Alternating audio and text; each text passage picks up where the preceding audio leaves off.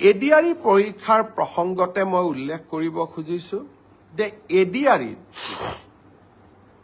চতুৰ্থ বৰ্গৰ পৰীক্ষাৰ বাবে এতিয়া এটা অৰেল টেষ্ট হ'ব এই অৰেল টেষ্ট আমি জুন মাহত অনুষ্ঠিত কৰিম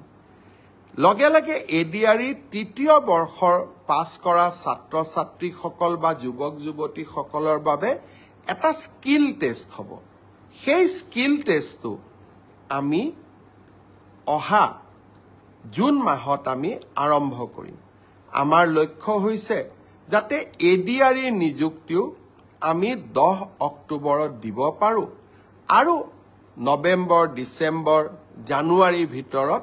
এডিআৰইৰ নতুন এডভাৰটাইজমেন্টটো আমি যাতে দিব পাৰো অৰ্থাৎ